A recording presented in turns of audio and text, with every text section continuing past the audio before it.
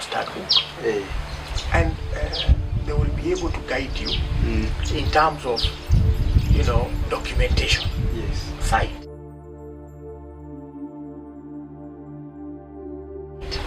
But what is also important is for you to register with the Dorper Society of Kenya. Okay. Yeah. Now, once you register with the Dorper Society of Kenya, then you can request. We have what we call wardens. Yeah. And these are qualified.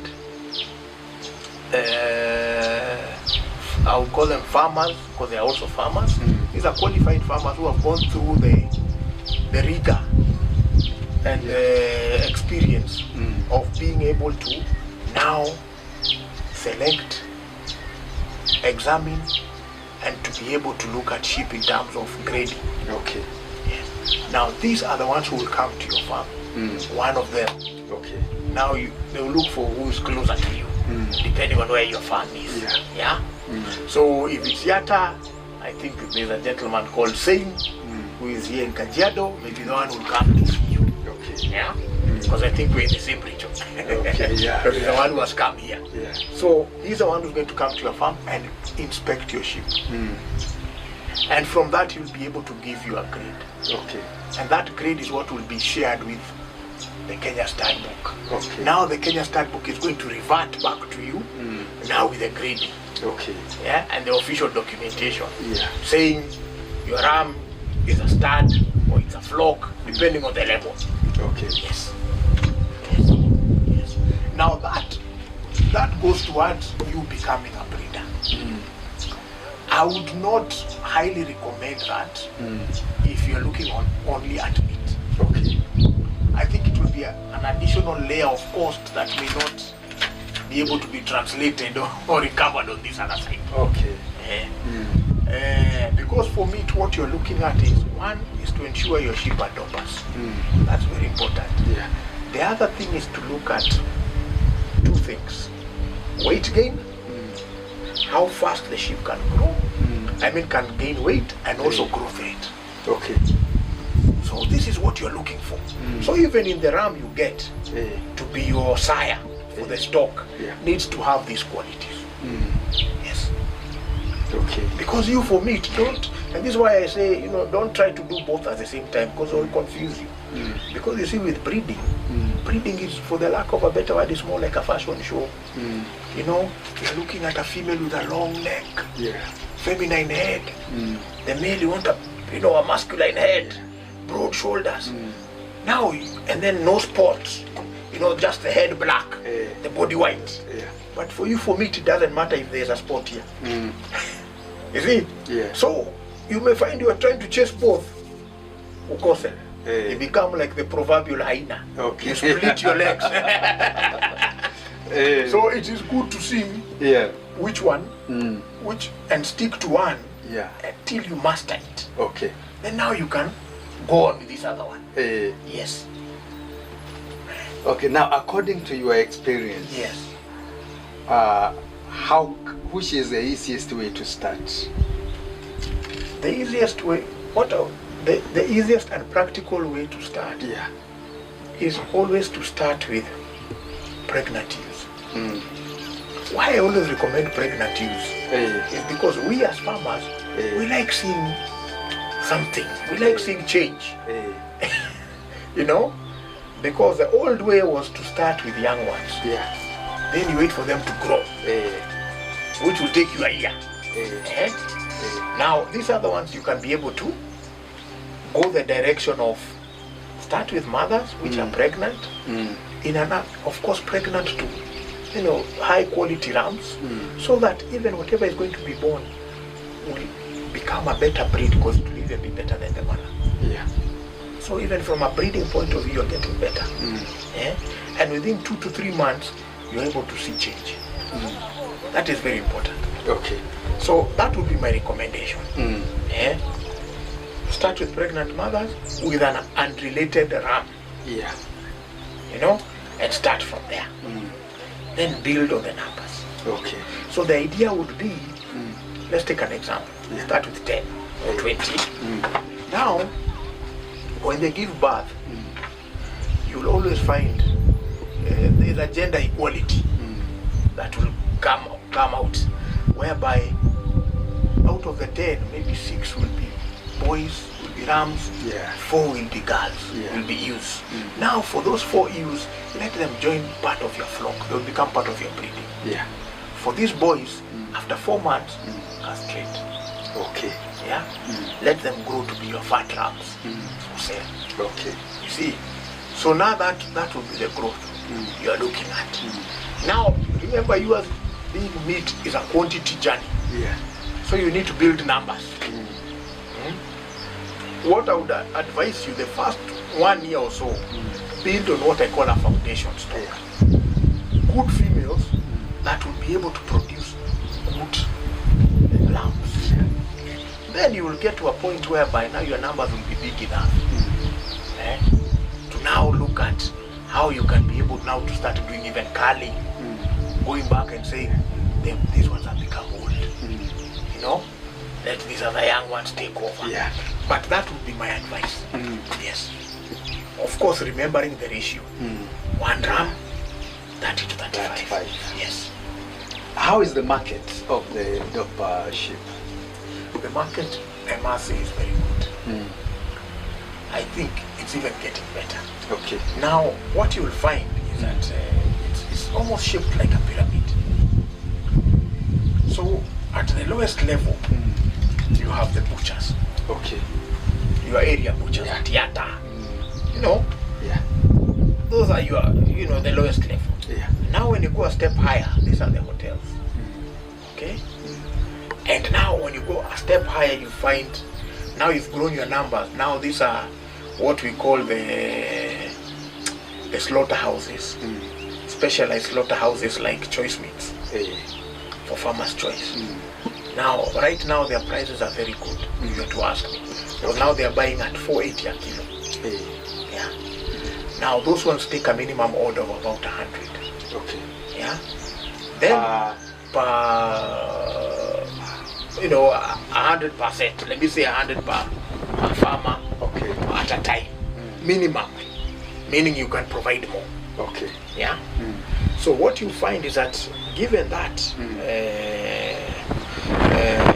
explanation, you will come and see that at that level, if you are able to provide them with that kind of good quality, they will always be calling you. Okay. Your sheep will always be having a market. The other one now is the specialized butcheries, who are looking at consistency and quality, and they will pay more. Okay. You see, up to 520 per kilo.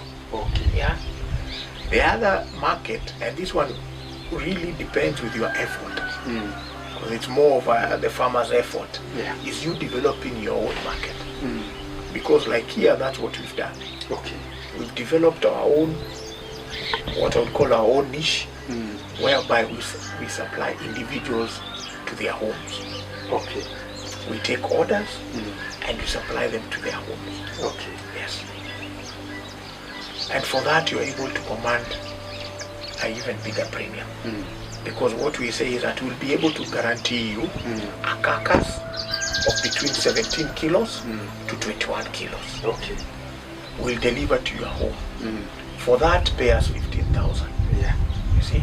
And that's very important for a farmer, to understand some of these marketing concepts, so that you are able to move away from discussions of per kilo. Okay. It's very important. So now you're talking about value. You see? And convenience. It's no longer about kilo. It's a convenience that Mr. Kemodo is able to provide. Mr. Kemodo is able to bring the meat to my home. And I'm sure of where the meat is coming back from. Traceability. See? So it's very important. Okay. Yes. So we don't have a challenge of the market? Not at all. Not at all. We even have the export market, which currently we are not able to meet. What is happening now is that the Arabs are now coming to look for land here to set up Dorper farming, to be able to supply. Because you see, like now, minimum orders are 3 tons. 3 tons means about 220 sheep a week. Now, if I was to supply for 2 weeks, I would close shop. Neduka ningefunga. And people cannot join together and they say, okay, make sure per 2 months or 1 month you are able to bring your 50, somebody to bring 50, and then you get the tender. No, that's a good idea. I think the challenge we have right now is that we need to change the thinking amongst our farmers. Yeah. Because we are still at a level whereby we look at it from a very subsistence point of view. Yeah. And we need to move into scale. Yeah. You see, many farmers you talk to, they only sell in December when they have a few extra. I have 5 more. You see? But we need to get to a point whereby we look at it as a standalone business that can actually all season. Yes. And it can actually cater and stand by itself. You see? Yeah. And that's where scale now comes in. Because nothing stops you. Like here we have what we refer to as a feedlot. Okay. For sheep. It sits on 100 by 100 feet. That's a quarter acre. Yeah? And in that we're able to feed 800 sheep. 800? Yes. Within a quarter acre? Yes. So when you look at it, we need, that's why I say it's so important for we as farmers to be able to see the opportunity that we have and grasp it. Yeah. And see that we can be able to do so much with what we are referring to as the small land we have. Yes. It is not small. It's just to see how can we work it out from an intensive point of view. Okay. And that's why I'm talking about scale. Yeah. You mean with 1 acre you can keep even 16? Yes. Yes. You see, the most important thing with sheep don't eat much. No. They don't. They don't eat much. If you're going to make feed for them, they only need 300 to 500 grams of that feed. Okay? I have boys here who weigh 120 kilos, 114 kilos. Those ones are the only ones that eat 1 kg. And they eat only 1 kg during breeding because they have 70 ewes. Yeah. Okay. But any other sheep below that, weight-wise, can be able to, the concentrate food that you make for them, that is about 300 to 500 grams. And now you do your hay. And when we talk about hay, you look for high quality hay, not just grass. So we are talking about Lucerne. We are talking about Boma roads. If you're able to grow your vines, the sweet potato vines, they're also very nutritious. So those ones put together, I mean your sheep would look fantastic. Okay. And remember something else in zero grazing, which you can easily be able to achieve in your breeding, is for your ewes to twin and to even give triplets. Because it's not genetic, it's nutrition. Oh, yeah, that is genetic. No, it's nutrition. That I was almost to tell you, how do you know what? The ones that will give twins or what? No, it is nutrition. Okay. There's something called flashing. Now flashing is you preparing your sheep, your ewes for breeding season. So during the flashing period, what do? The main thing is that you increase the nutritional feed for them. So 1 month before you join them to the ram, increase that. Okay. Yeah. Then continue for another 1 month after you've joined. Okay. Yeah. With a highly nutritious feed. You'll tell me, Bwana Kimono. Yes. Okay. Yes. The sweet potatoes, fine, they are very good. Yes. When still dry or when still wet? Or I can get the hay. Yes. Inasiaga pamoja. Yes. Okay. What is important with the hay? Never give them the way we give the cow. house, there will be a lot of wastage. Yeah. Siaka. Now once you siaka the hay, also as you're putting in the concentrates, now these are the maize and all that. Yeah. The maize also has been grounded. Now that maize you ground it to that we call jenga. Jenga level. Yeah. You put it there. Then now what you do, you sprinkle a bit of molasses on top, just to give it the palatability. Yeah. Now that's what you feed your sheep on. Okay. Yes.